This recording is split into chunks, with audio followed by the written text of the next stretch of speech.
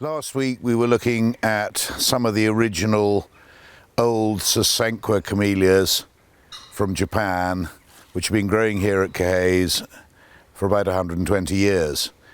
Today I thought we'd look at some of the sasanqua hybrids, which are a great improvement in terms of the size and variation of their flowers in comparison to the original sasanqua camellias, which have very small flowers by comparison.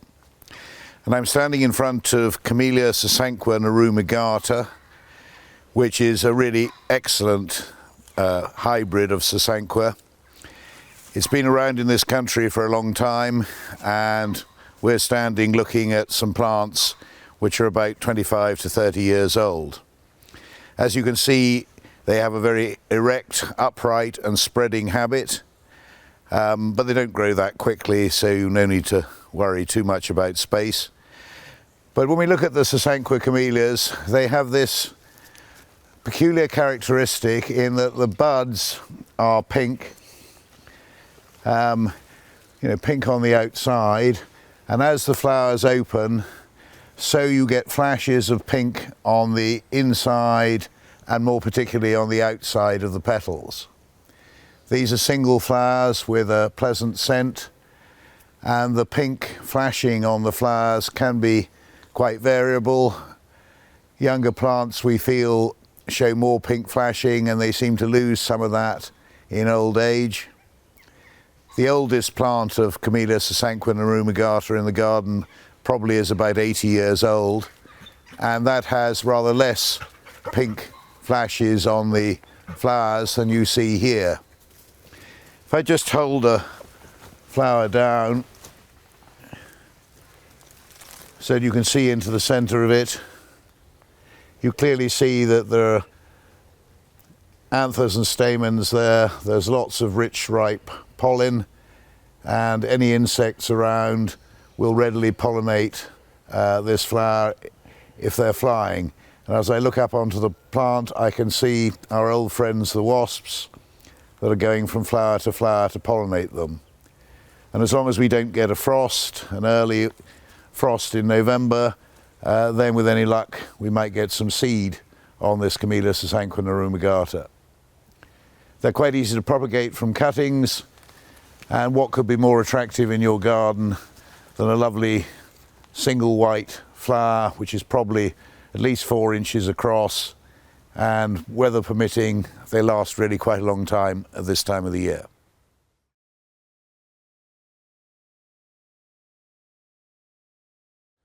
Another wonderful surprise on a sunny November day is Camellia sasanqua Sparkling Burgundy.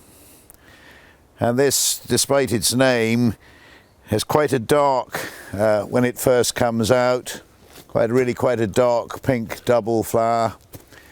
And the flower begins to fade to a rather lighter pink as it comes out, and the double effect, which is quite irregular between different flowers, becomes paler.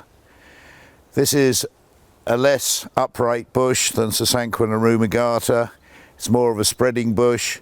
A lot of the flowers are slightly irregular in size, but it's very pretty and it's very effective. And like all sasanquas, it grows best in partial dappled shade where it's not too hot. As we look around the plant today, I can see some large blue bottle flies enjoying the sun and enjoying the nectar in these flowers, and 1 or 2 wasps, of course, here as well.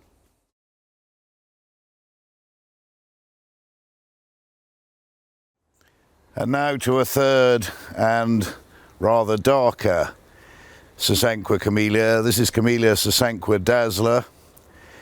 It was bred in the United States in about 1960 and comes from the same home as Sparkling Burgundy, which you've just looked at. But this is a much darker and rather smaller and more enclosed flower. Its colour does fade a little bit, but not nearly as much as Sparkling Burgundy. And if we look at a flower as it's just coming out, it really is aptly named as Dazzler. This is another tough sasanqua. It's probably hardier and more easy to grow in UK gardens than the pure Camellia sasanquas we looked at a week ago. And that's because it's got a degree of hybrid vigour, and there is a bit more than just sasanqua in its parentage. But we'll come on to that. However, even on a drab autumn day, seeing something with colours like this in the middle of November is really rather special. Yes, there is a scent, but perhaps not the strongest scent. And like many sasanqua camellias, you get more of a scent on a still day, a little bit from a distance, than you do by putting your nose into the flower. At this time of the year, with the wasps pollinating the flowers, it's quite a dangerous thing putting your nose too close to a sasanqua flower.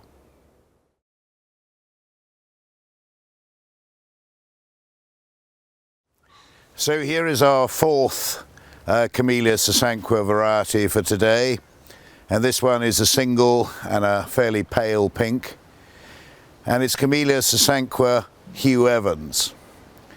And this was another American bred sasanqua hybrid which was first introduced in 1943, and as you can see from the size of this clump of plants, which is a good 15 foot high and probably 25-30 feet wide, and just from 2 original plants. It's very floriferous indeed, and it's been out for 2 or 3 weeks already, so we're just seeing the tail end of the flowers. They're very dainty, they're really quite effective, they open out flat nicely, and they're a little bit darker when the flowers first open, and they go a little paler as they finish, as you can readily see looking at these few flowers here. But it's a really impressive display with flowers from the top to bottom of the plant, and it's a tough thing. This is not a difficult sasanqua to grow, it's not a tender sasanqua, it's one which would be perfectly okay outside in a shady and reasonably sheltered position anywhere in the UK. And it's one of those plants which is hidden away a bit in the garden here at Caerhays. You tend to forget it, and when you come round the right corner away from the path, suddenly you get a wonderful sight in November, perhaps the best of all of the 4 sasanquas we've looked at in terms of its overall spectacle.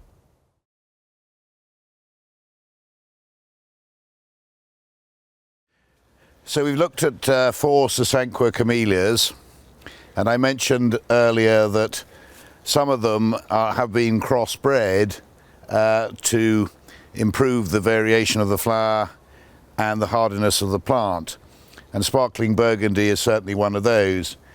And somewhere along the line a cross has been made with this species of camellia from China called Camellia oleifera. And oleifera is quite a variable species, but it has these extraordinary bulbous buds. Sometimes they're out in mid to late October, and as you can see today, there are still plenty of flowers on this enormous tree with a huge girth, which is about 50 to 60 feet high. As you can see on the ground, a lot of flowers have already dropped, and we're standing in a veritable carpet of Camellia oleifera flowers.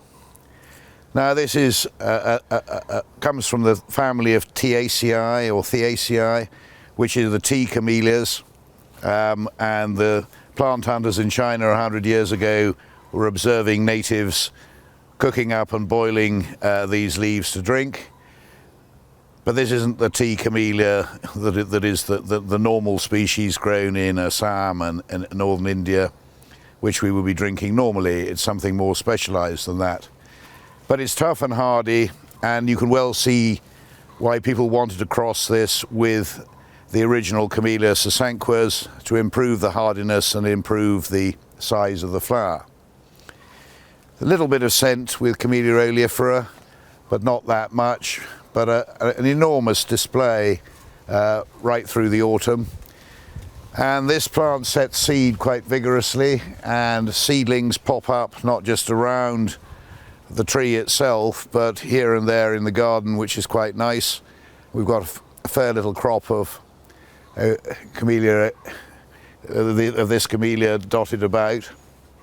It's not very well known in gardens in the UK, and it is not very widely grown, but it's certainly something which Burncoos Nurseries is trying to make available in its website catalogue, so that you too can grow this alongside your sasanqua camellias and enjoy everything that they've got to offer in a dull, drab November lockdown.